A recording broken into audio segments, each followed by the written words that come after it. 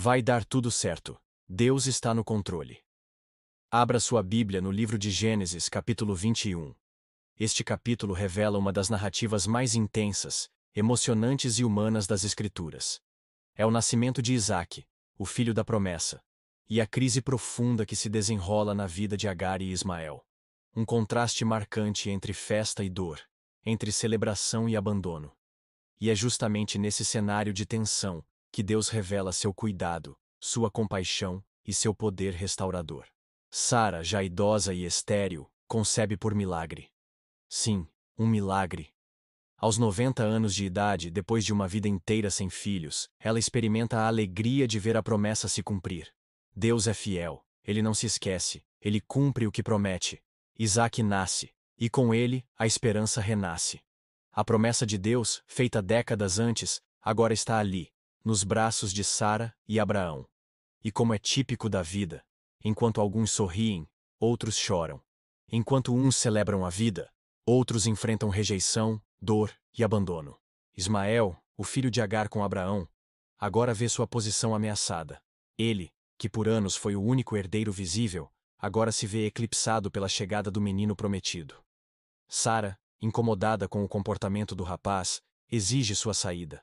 Ela vê Ismael zombando de Isaque durante a festa de desmame, e tomada por um impulso protetor, e talvez também por insegurança, diz a Abraão: rejeita essa escrava e o seu filho, eles não herdarão com o meu filho. Palavras duras, palavras pesadas, palavras que cortam. Abraão, aflito, sente o peso dessa exigência. Afinal, Ismael também é seu filho, seu sangue, seu primogênito. Mas Deus intervém. Ele diz: não temas por causa do menino, nem por causa da tua serva. Atende a Sara em tudo o que ela te disser, porque por Isaque será chamada a tua descendência. E assim, Agar parte. Despedida, rejeitada, com um pedaço de pão e um odre de água. Apenas isso.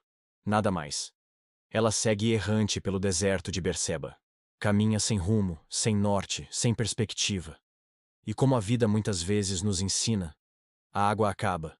E quando o recurso termina, a esperança também parece desaparecer. Agar, exausta, coloca o menino sob um arbusto. Afasta-se e começa a chorar. Ela não consegue suportar a cena de ver o próprio filho morrer de sede.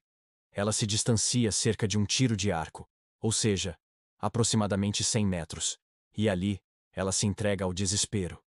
Ela chora, mas não ora. E esse é um detalhe importante. Chorar sem orar é o último estágio do desespero. É quando você acredita que nem Deus mais pode ouvir. É quando a dor é tão grande que a alma se fecha até para a esperança. Talvez você já tenha vivido esse tipo de desespero. Quando tudo se fecha. Quando ninguém escuta. Quando o céu parece mudo. Quando não há mais o que dizer, nem o que esperar.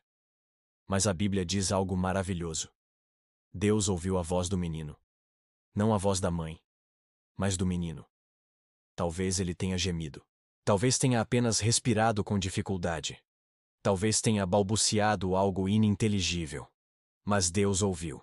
E isso nos ensina algo muito importante. Deus ouve até aquilo que não conseguimos dizer.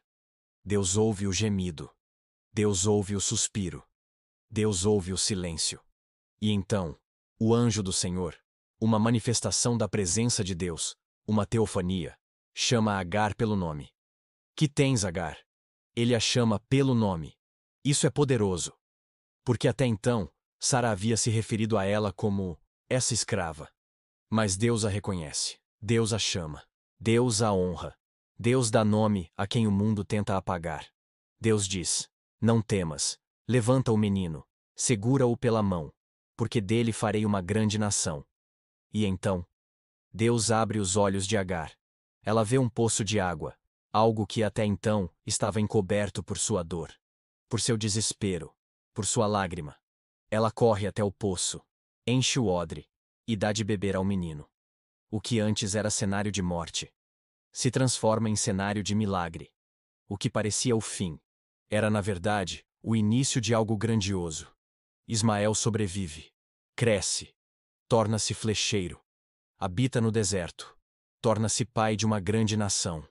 E essa história nos ensina verdades profundas, que ecoam até hoje nos desertos da alma humana.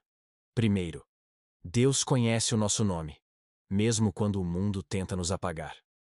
Segundo, Ele vê nossas lágrimas, mesmo quando já não temos forças para orar. Terceiro, Deus transforma o deserto em provisão, o desespero em esperança, a escassez em milagre. Quarto, Ele pode mudar um cenário de morte em uma nova jornada de vida. Talvez você esteja se sentindo exatamente como Agar, sem direção, sem recursos, sem esperança. Talvez você esteja no seu deserto emocional. Talvez a água acabou.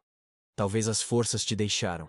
Talvez você colocou algo ou alguém sob o arbusto e se afastou, porque já não tem forças para ver morrer.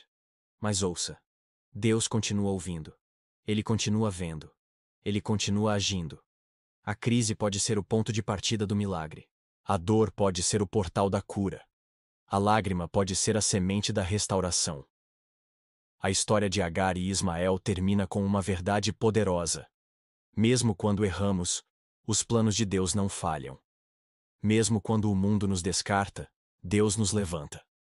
Mesmo quando tudo parece perdido, Deus ainda escreve o último capítulo. E esse capítulo, Ele escreve com graça, com poder, com amor e com redenção. Não importa o que os outros disseram. Não importa quem te rejeitou. Não importa quem não acreditou em você. Não importa se até você já não acredita mais. O que importa é que Deus ainda acredita. E Ele sabe onde te encontrar. E Ele não está longe. Ele está perto. No silêncio, Ele ouve. Na dor, Ele age. Na crise, Ele revela sua glória. E há mais um detalhe poderoso nessa narrativa. O apóstolo Paulo, em sua carta aos Gálatas, capítulo 4, ensina que a história de Sara e Agar vai além da história humana. Ela tem um significado espiritual, profundo, eterno. Agar representa a antiga aliança, baseada na lei, que gera filhos para a escravidão. Sara representa a nova aliança, baseada na promessa, que gera filhos para a liberdade. Ismael nasceu segundo a carne. Isaque nasceu segundo a promessa. E Paulo conclui dizendo: Nós não somos filhos da escrava, mas da livre. Isso quer dizer que você, que crê em Cristo, é filho da promessa. Você não precisa viver mais como escravo. Você não precisa viver com medo, com culpa, com peso. Você foi chamado para ser livre. Livre para viver, para sonhar, para recomeçar. Livre para se levantar do chão e olhar para o céu. Porque o mesmo Deus que abriu os olhos de Agar no deserto também pode abrir os seus olhos hoje. Ele pode mostrar o poço. Ele pode renovar as forças. Ele pode mudar sua história. E sabe o que é mais bonito? O menino que quase morreu no deserto se tornou pai de uma grande nação. O que era fracasso virou legado. O que era fim virou início. Porque Deus não desperdiça dor. Deus transforma dor em destino. Deus transforma lamento em testemunho. Deus transforma perda em propósito. Então, calma. Vai dar tudo certo. Mesmo que pareça que tudo está desmoronando. Mesmo que a vida pareça sem direção. Mesmo que você tenha sido rejeitado por aqueles que mais confiava. Mesmo que você tenha chorado sem forças para orar. Vai dar tudo certo. Deus está no controle. Ele vê o que você não vê. Ele já preparou o poço. Ele já sabe o caminho. Ele já escreveu o fim. Você só precisa confiar, esperar mais um pouco, acreditar mais uma vez, levantar, mesmo que com dificuldade, caminhar, mesmo que devagar, porque o céu está te observando. E Deus está sussurrando ao seu coração: levanta-te, segura firme. Eu vou fazer de você algo grande.